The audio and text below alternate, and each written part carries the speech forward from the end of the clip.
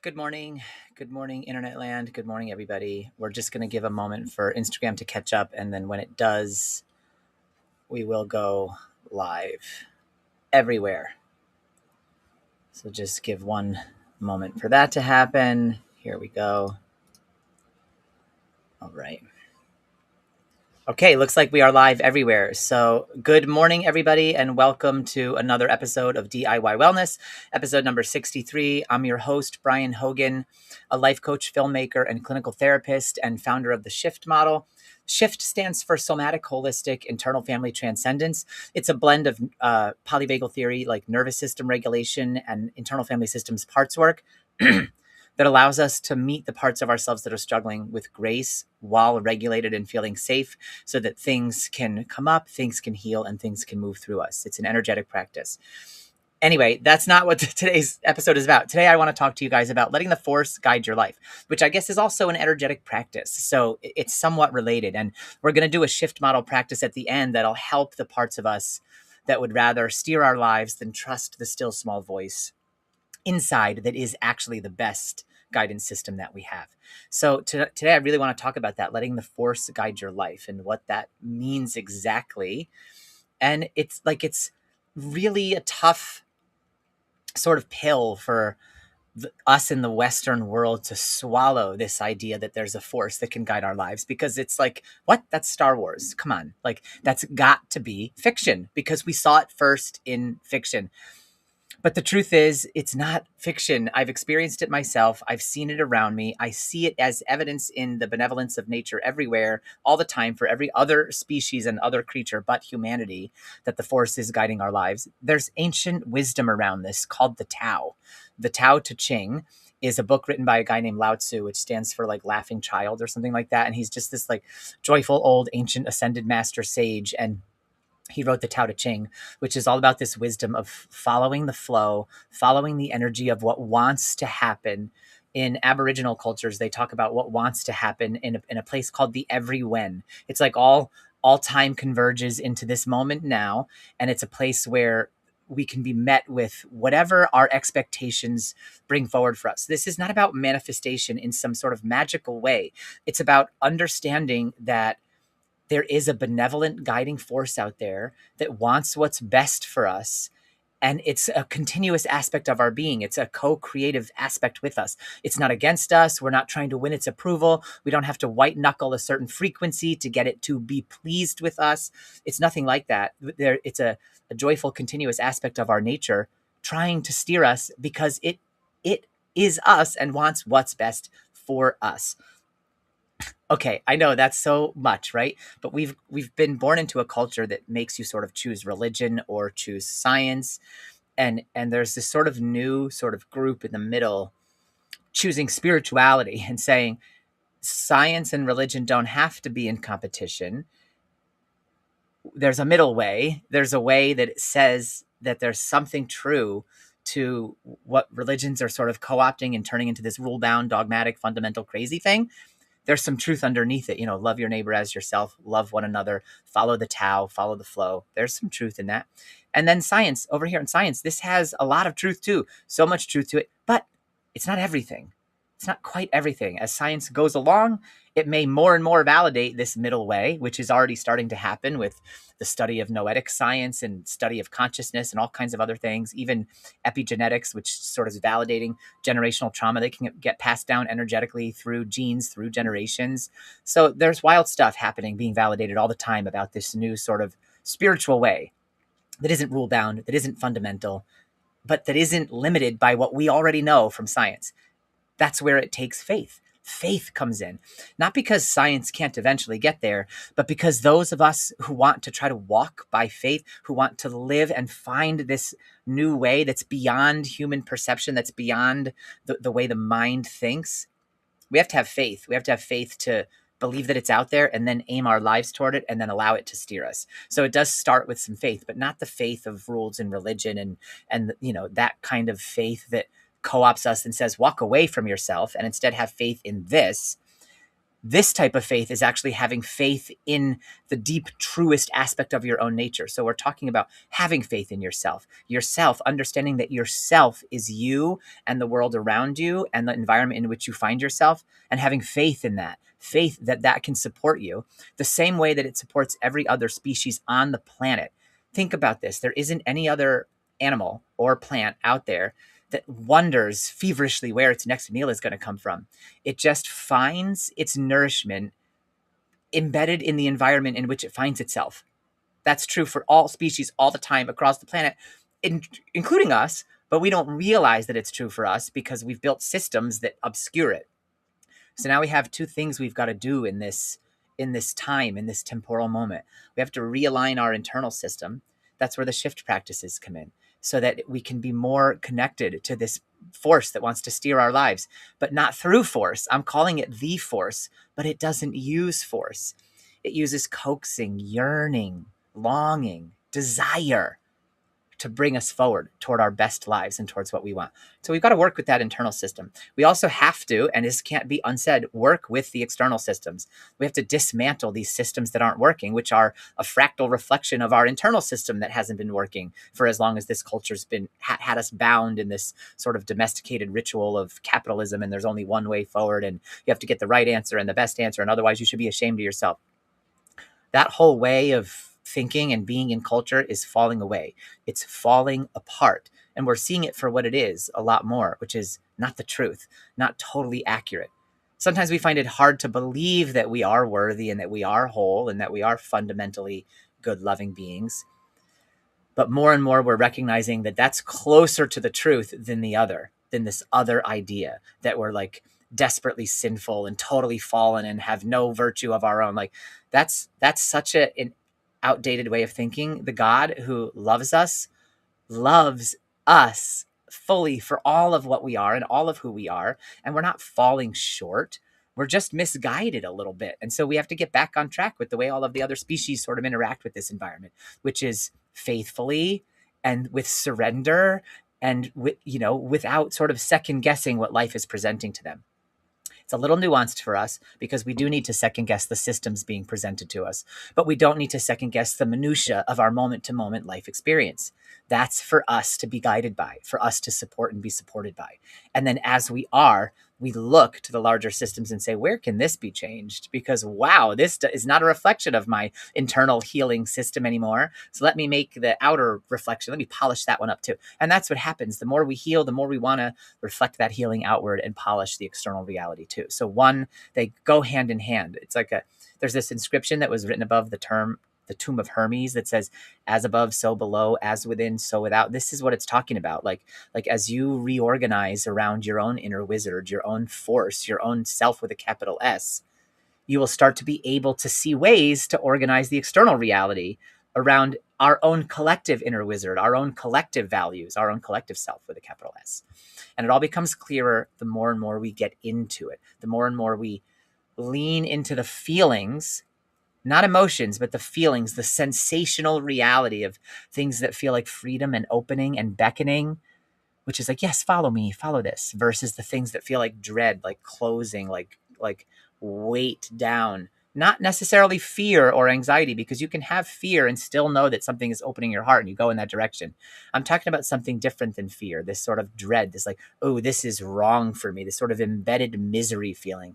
That's your body's sensation. It's a way of saying no, right? This is a just crude description of it. The more you can calibrate your own sensations, like tuning into where you knew you were guided with a no, and then remembering what that sensation felt like, and tuning into another time where you know you were guided with a yes, and tuning into what that sensation felt like. And then you can reliably assume that that's your inner wizard's yes sensation and no sensation. And you can follow those and trust those in faith. But you have to have faith that your inner wizard is real and that it's inside of you and that it's indeed trying to guide you, a force that is benevolent and trying, but unconditionally supportive. And so it's not going to force you anywhere, but it's going to try to guide your life. It's going to try to guide you as much as you'll be willing to be guided.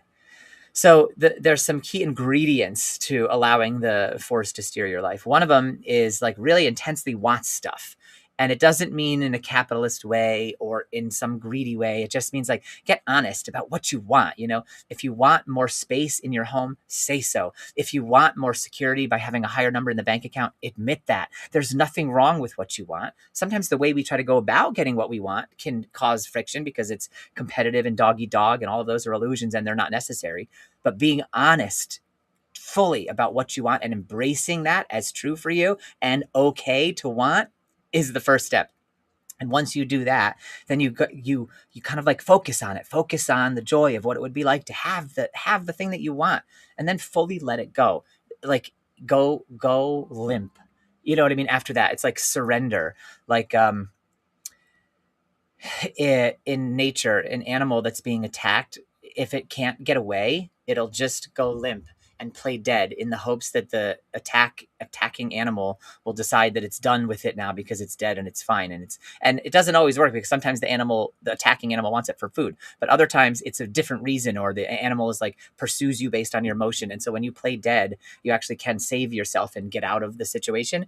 And so in a way, it's like that. Like we want to surrender. We want to surrender to the fact of our current reality after we've intensely yearned for what we say we want.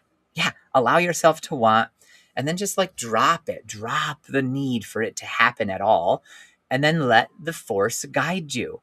Let the force guide you. And so what it means is like, now that you've really opened up to what you want, and then you've let it go, you can now say, okay, I'm going to have faith that that thing is out there. The universe knows about it. And I'm just going to keep following the moment to moment intuitive nudges that make my life moment to moment. And the more I follow those, the more things tend to go well. And whether the actual specific thing comes about or not becomes a little superfluous, because now you're living by moment to moment nudges, which makes things go well and you enjoy life more. And so whether XYZ happens is less relevant.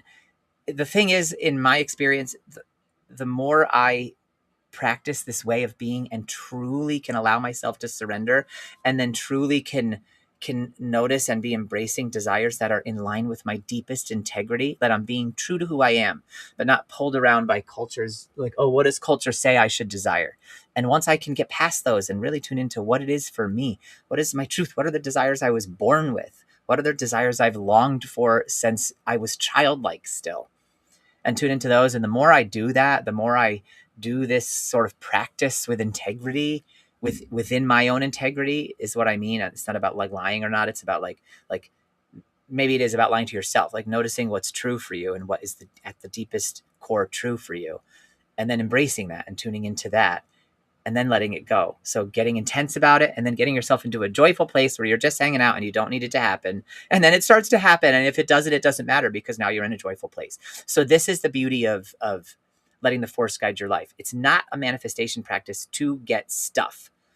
It's a manifestation practice to be guided, to learn to surrender to what is the truth for you, to your desire, and then to allow it to lead you. Not so that it will, each and every single desire will manifest, but because each desire will lead you to the next best thing in your life to happen. Okay, an example of this from my mentor and life coach, Martha Beck, is one. She's a writer. She writes books, but she has no interest in screenwriting at all. And one time she woke up with like this intense desire to screenwrite. She signed up for a screenwriting group. She went to it. It was awful. The group disbanded after that and never met again. But during that group, she met a woman who became like a creative writing partner for her for decades, and they helped each other write books. And they formed this amazing friendship out of it. And the coolest part about this story is the next day after she'd met the woman and made the connection, her desire for screenwriting fully evaporated.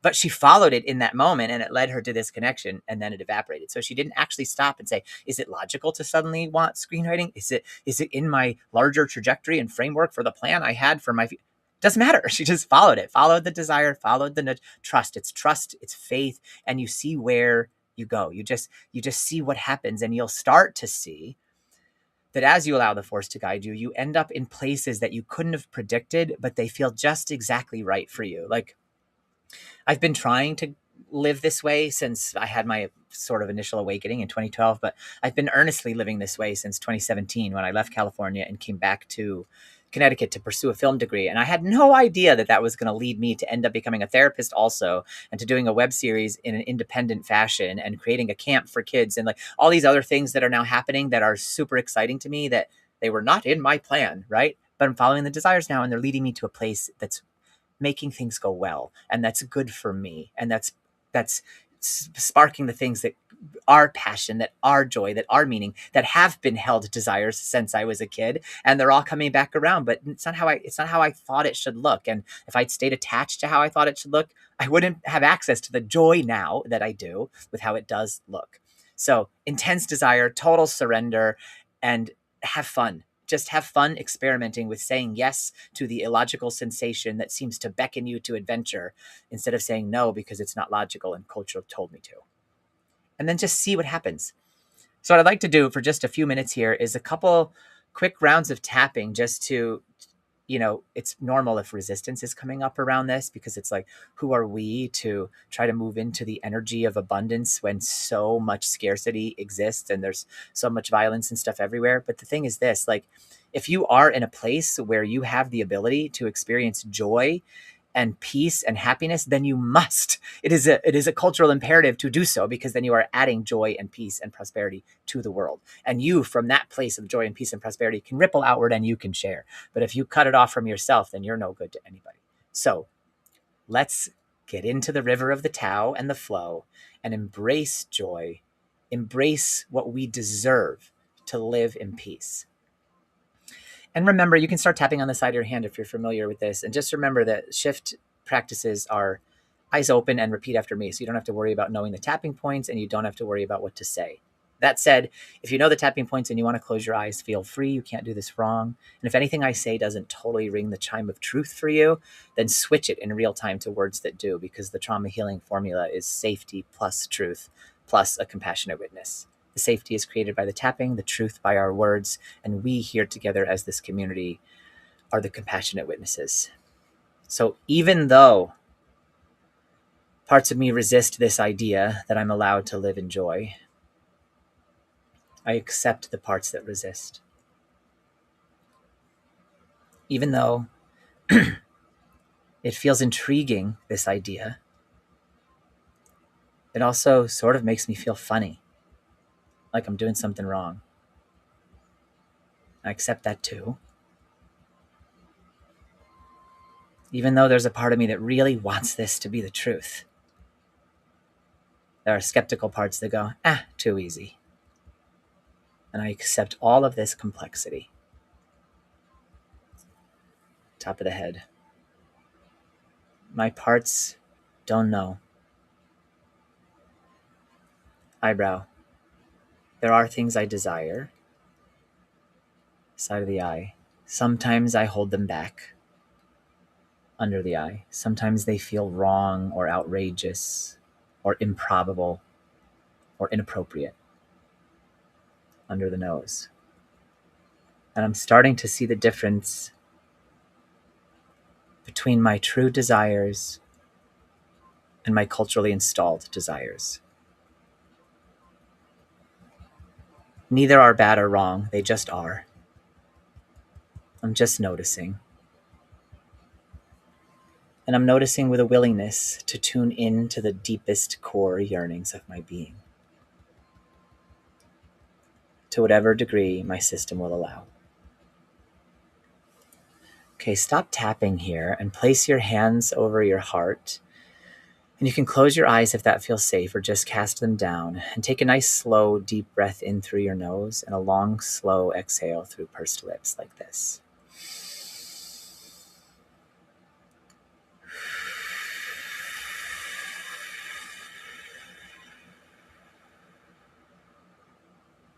Just connect with your experience.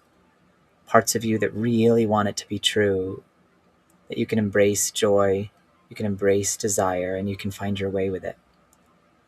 And other parts that feel like you don't deserve this, or that's too easy, or it goes against everything you've been taught. Just allow them all to be here. We'll just do another round through the points with all of our parts gathering. Just notice them. Some may be far from you, some may be right up near you, some might even be inside you or in your arms or on your shoulder. Wherever your parts feel comfortable in relation to you is okay. You, the real self, yourself with a capital S, your inner wizard. And just as that presence, as that force, welcome them in. Say, all of you are welcome here. My skeptical parts, my childlike parts, my irritated and frustrated parts, you're all welcome. You're all connected to these desires. You all have a stake in this. And I'm willing to notice you all. Top of the head, and just connect with these parts now, allowing yourself to notice each one. Eyebrow. Just notice them there. Notice how hard these parts have worked. Side of the eye. Notice what they're protecting and the pain they might be holding. Under the eye. Notice how old or young these parts are. Your whole family of parts in there. Under the nose. And now, if you can, just notice that they all have a similar goal. Under the mouth. Even though their methods don't all align, they all seem to want what's best for you. Collarbone. Even though they don't necessarily appreciate each other, they're trying hard to look out for me. And I'm willing to guide them now as I allow life's benevolence to guide me. No force, no pressure. And the collarbone, just a gentle reorganization of my focus. My protectors are welcome. I appreciate what they do. All of my parts are welcome here.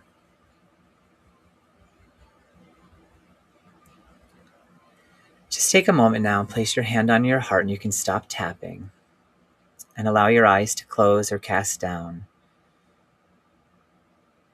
And just let all of your parts be here with you as you connect with them and let them know you appreciate everything they've done for you up to now. And that there is a force out there that can help guide you and guide them.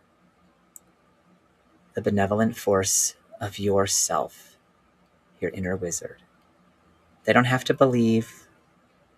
You're just letting them know that they have support now that they might not know they had before. Nothing else has to change except that they now know they have you. So as you embrace feeling more guided, these parts too can allow the experience of being more guided as they're ready.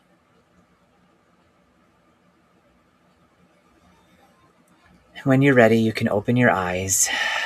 Just let out a nice deep breath. Thank you so much for being here, everybody. If what you heard resonates with you, then please share this video with someone you know who might appreciate this message or get something out of this shift practice. And if you're doing this work, you can leave a comment or ask a question down below, and I will get into it with you, because even though DIY means do it yourself, it does not mean you have to do it all by yourself.